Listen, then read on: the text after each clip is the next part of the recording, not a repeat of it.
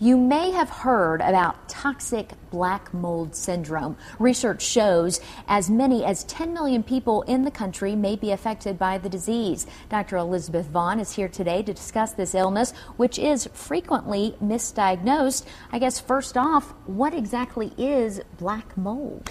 Well, black mold is the proper name is Stachybotrys chicharum. It's one of many sources of toxins that can cause illness in animals and people.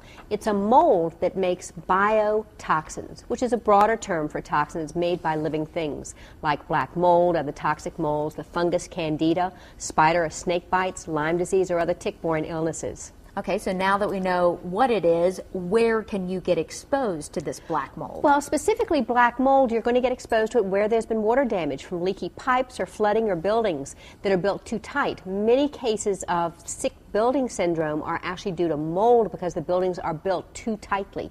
Now, we were talking about this earlier, and you said some people will get sick from it, but not everybody gets sick. And that's why it's so hard to pin down sometimes. The reason is it's all in your genes, specifically your HLA genes. These are the ones that have to do with transplantation, etc.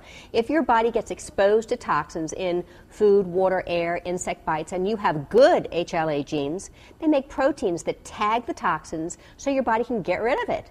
If you have inadequate HLA genes, your body can't see the toxins, so they hang around and trigger a cascade of pro-inflammatory reactions and really mess up your hormones. So let's say people have those kind of genes. What kind of diagnoses could they have because of the toxins? Well, it can act like many, many different things. Chronic fatigue, fibromyalgia, neurological disorders that look like MS or ALS or dementia, psychiatric illnesses like ADD and ADHD or depression. Sometimes people are just fat and they can't lose weight no matter what they do. There's a long list of symptoms that you can get. And that's the thing, there's so many of these things which are very kind of common. Is there any kind of pattern to it? There is a pattern to it.